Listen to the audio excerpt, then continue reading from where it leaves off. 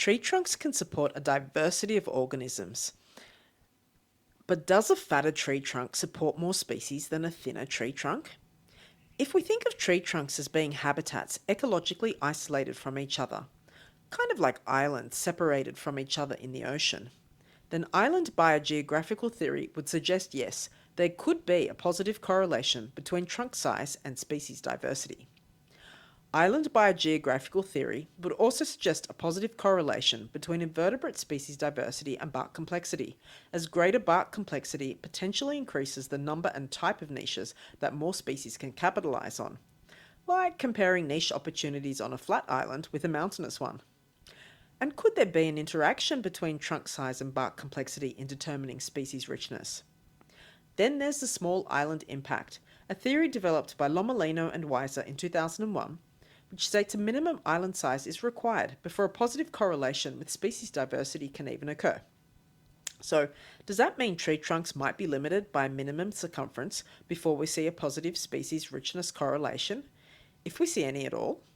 It might be that small island impact doesn't apply to all ecological landscapes, as positive correlations have been found for very small areas such as lichen on boulders and in insects in urban roundabouts with higher tree species richness.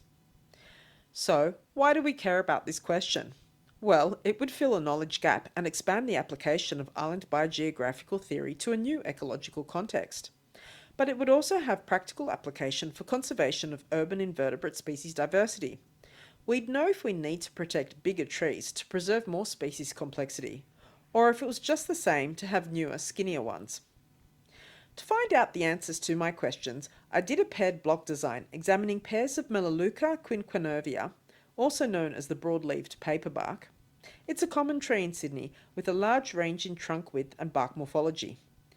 My subject trees could not have major forking branches below 2 metres, they could not have a parasitic plant growing on them, and the canopies of the paired trees could not touch each other. So first I took a lot of photos of paper barks to determine a bark complexity scale from 0, very smooth bark, to 5, very complex bark. Then I travelled around Sydney and measured invertebrate species diversity for a total of 52 trees, made up of 26 pairs of one fatter and one skinnier tree, with each pair separated by at least 1 kilometre from the next pair. I measured their circumference at 150 centimetres above ground level as a proxy for tree size, scored their bark complexity, noted whether they were located on the street verge, in a park or in a reserve. I counted live or dead species, whether they were on the bark surface, hidden within bark cracks or under bark flaps, flew onto the trunk or caught as prey in a web. I also counted egg sacs, cocoons, shed nymph exoskeletons, muddy trails which are evidence of termites, and different types of spider web.